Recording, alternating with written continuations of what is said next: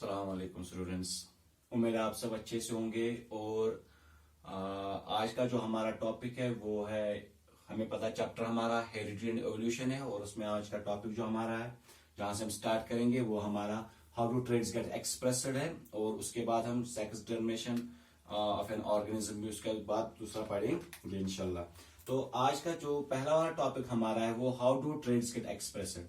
अब जो हमारे बॉडी में ट्रेट्स है, कैरेक्टर्स है, एक्सप्रेस कैसे होते हैं। तो फॉर इंस्टेंस अगर हम एक प्लांट लेंगे तो उसमें टालनेस कैसे आ जाती है या उसमें डार्कनेस कैसे आ जाती है। अब टालनेस की बात करेंगे क्योंकि डोमिनेंट ट्रेट हमारी टालनेस है प्लांट में, जो जैसे मेंडल ने पढ़ा था, मेंडल एक्सपेरिमेंट्स किए थे, टाल उसका डोमिनेंट था पी में। तो इसमें भी हम टाल के बारे में बात करेंगे।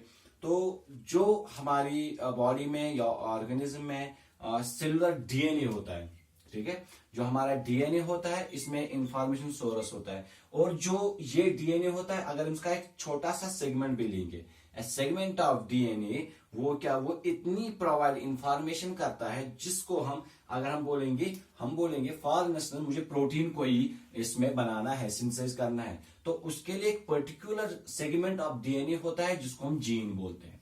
ठीक है, सेगमेंट ऑफ डीएनए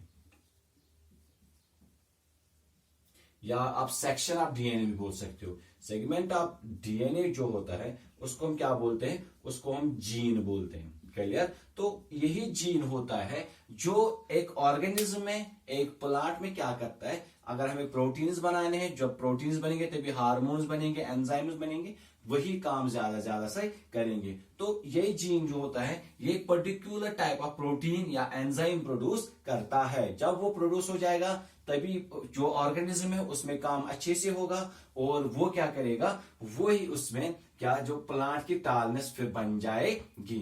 तो ये जो सेगमेंट होता है, इंफॉर्मेशन सोर्स सेलुलर डीएनए होता है, इसमें जीन होता है। यही जीन जो है वो जीन्स कंट्रोल द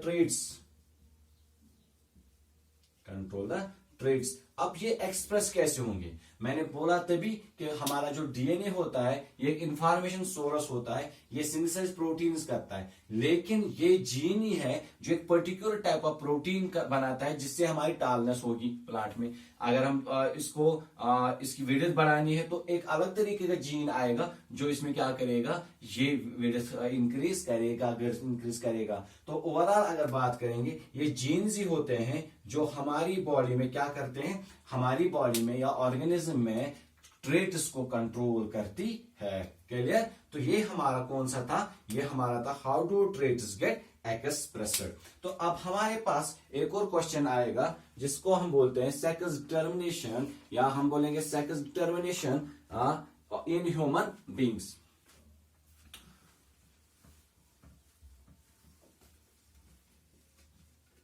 तो सेक्स डिटर्मिनेशन में कैसे बोलूंगा,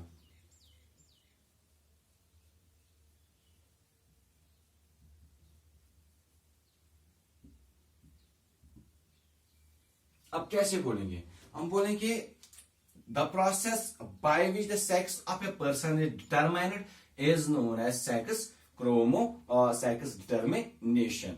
तो अब ये कौन से होते हैं जो ये डिटरमाइन कर सकते हैं कि कौन से हैं जिनकी वजह से क्या हो जाएगा, एक बंदे का, एक ऑर्गेनिज्म का हमें सेक्स पता चलेगा कि ये बंदा मेल है कि फीमेल है। तो ये बेसिस होता है on the basis of the chromosomes. तो फैक्टर्स रेस्पॉन्सिबल अगर मैं इसके बारे में बोलूंगा तो दो ही है, या तो कहीं कहीं पे कहीं जानदारों में क्या हो जाता है, टेम्परेचर भी डिपेंड करता है, टेम्परेचर से पता चल जाता है कि बंदा मेल बनेगा कि फीमेल बनेगा, ऑर्गेनिज्म मेल होगा कि फीमेल होगा। लेकिन ह्यूमन बीइंग इसमें बात करेंगे तो हमारे में स्पेशल टाइप्स ऑफ क्रोमोसोम्स होते हैं जिनको हम सेक्स क्रोमोसोम्स बोलते हैं। वो क्या करते हैं, वही काम करते हैं किसमें, हमारे ऑर्गेनिज्म को डिटरमाइन करने में, ह्यूमन बीइंग्स में, कि बंदा जो बेबी ऑफस्प्रिंग पैदा होगा वो मेल होगा कि फीमेल होगा। तो यहाँ पे पहले हम बताएंगे सेक्स डिटर्मिनेशन की डेफिनेशन क्या है।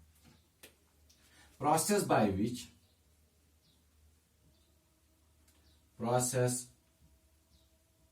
which sex of a person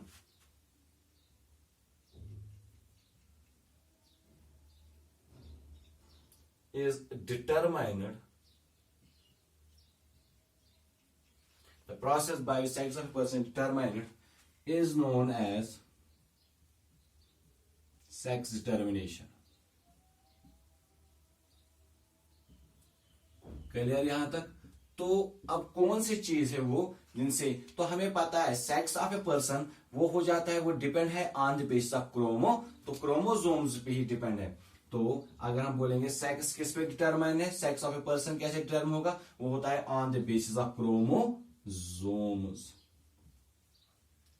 on the basis of chromosomes. अब क्रोमोसोम्स पे सारा डिपेंड है, अब क्रोमोसोम्स पे सारा, तो यही क्रोमोसोम्स है वो क्या करते हैं, वो डिपेंड कर, उससे पता चलता है हमारा कि जो सेक्स पर्सन का होगा वो मेल होगा कि फीमेल होगा। लेकिन फैक्टर्स कौन से रेस्पॉन्सिबल है, मैंने पहले ही बोला, पहले जब मैंने इसका इंट्रो दिया आपको, कि कहीं जानदार के ऐसे भी जानदार है, कुछ ऐसे भी ऑर्गेनिज्म है जहां पे जेनेटिक्स का रोल छोड़ो, वहां पे टेम्परेचर या एनवायरमेंटल फैक्टर्स ऐसे हैं जिनसे क्या हो जाता है, उनका सेक्स डिटरमाइन हो जाता है। तो फैक्टर जो हमारे हैं वो दो टाइप के हैं, फैक्टर्स हमारे दो टाइप के, एक तो हमारा एनवायरमेंटल और दूसरा हमारा जेनेटिक।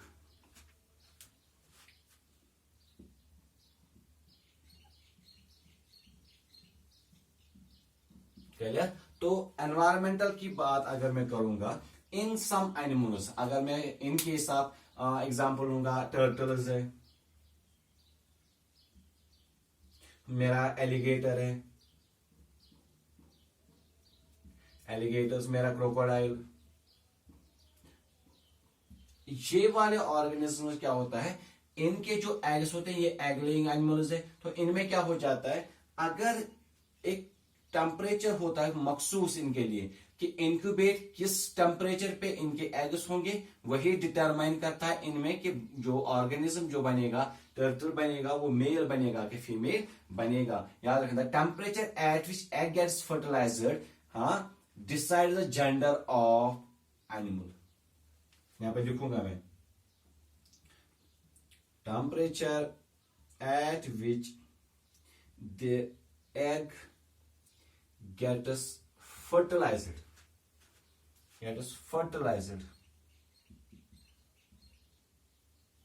decides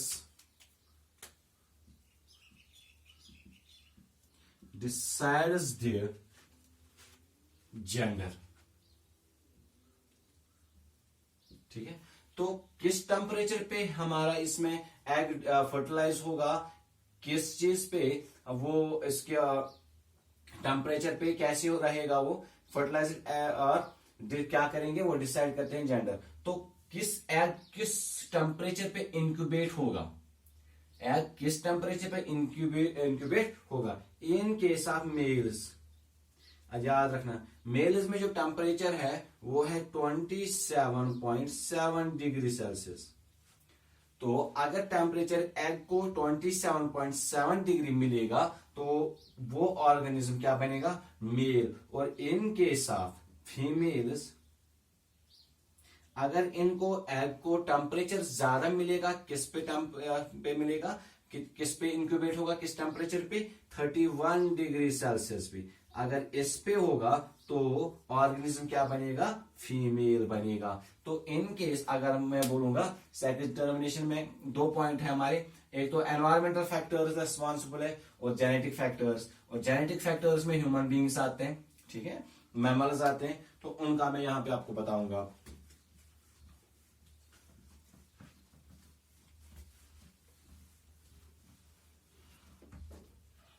अब देखो, जो अब जेनेटिक लूंगा मैं, या हम जेनेटिक में हम बोलते हैं it includes animals like humans, इंसान, ठीक है।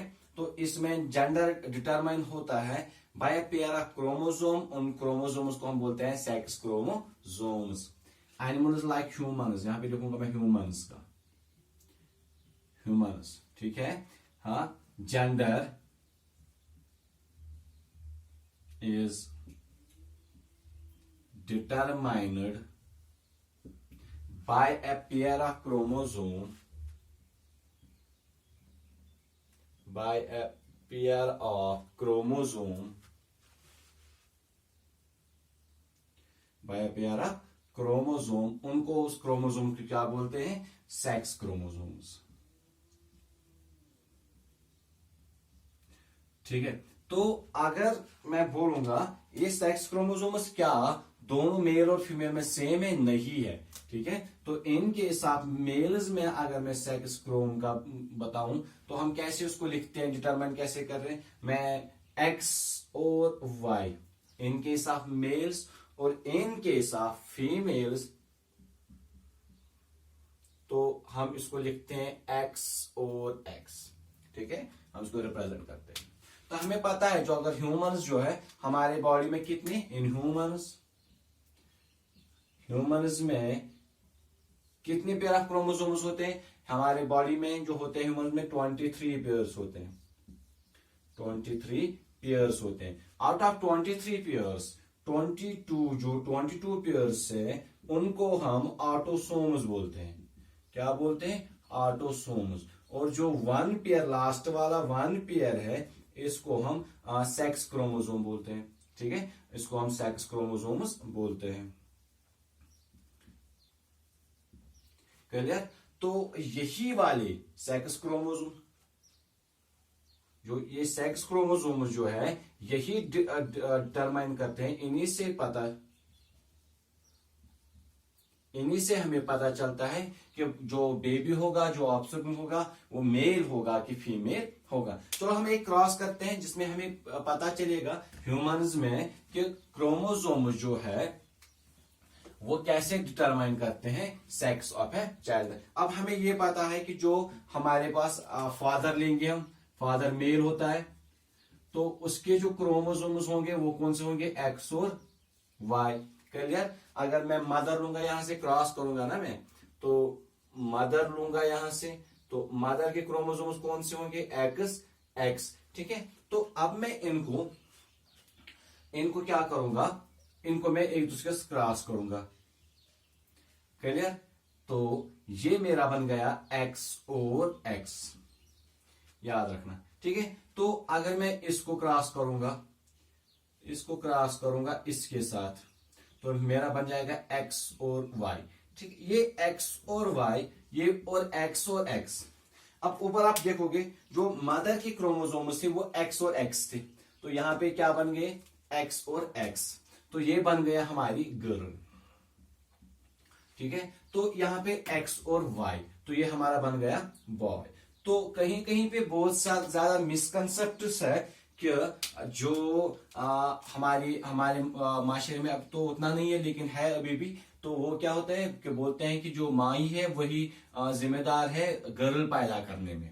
याद रखना, ऐसा कुछ नहीं। Actually the father is responsible for जो बेटी पैदा होती है। एक्चुअली वो क्या होता है कि हमारे पास मदर के पास तो x chromosome, same number of chromosome, same chromosomes है, लेकिन बाप के पास जो है उसके पास 2 क्रोमोसोम्स एक्स और वाई है। ठीक है, मदर के पास सेम है, लेकिन जो जिम्मेदार है वो बाप ही है कि वेदर द ऑफस्प्रिंग में बी गर्ल और अ बॉय। तो ये माशरे में अभी भी है कि ये लेडी है, इससे ज्यादा इसने क्या किया, खाली इससे गर्ल्स पैदा होती है, लेकिन एक्चुअली जिम्मेदार कौन है? बाप ही है। ठीक है, तो इसलिए जो मदर होती है ये रेस्पॉन्सिबल नहीं होती है कि वेदर गर्ल इज बॉर्न और बॉय इज बॉर्न। तो ये हमारा टॉपिक था सेक्स क्रोमोसोम, हमारा सेक्स डिटर्मिनेशन, और हमारा था आज का how do traits get expressed. ठीक है, तो कल वाले वीडियो में इंशाल्लाह हम पढ़ेंगे एवोल्यूशन के बारे में थोड़ा सा। तो इंशाल्लाह कल वाले वीडियो में हम जो नेक्स्ट वाली वीडियो लेके आएंगे उसमें हम एवोल्यूशन के बारे में पढ़ेंगे। तो यहां तक उम्मीद है मुझे आप सबको सबसे अच्छे से समझ आएगा होगा। और ये जो सेक्स डिफरेंट ह्यूमन बीइंग्स है ये बहुत ही इंपॉर्टेंट क्वेश्चन है, ये एग्जाम में आता है, खासकर 10th में जो बोर्ड वाला एग्जाम आने वाला है नवंबर सेशन में, तो नवंबर दिसंबर में, उसमें ये एग्जाम में आता है, इंपॉर्टेंट क्वेश्चन है। तो इंशाल्लाह नेक्स्ट वाली वीडियो में हम एवोल्यूशन के बारे में पढ़ेंगे। तब तक के खुदा हाफिज।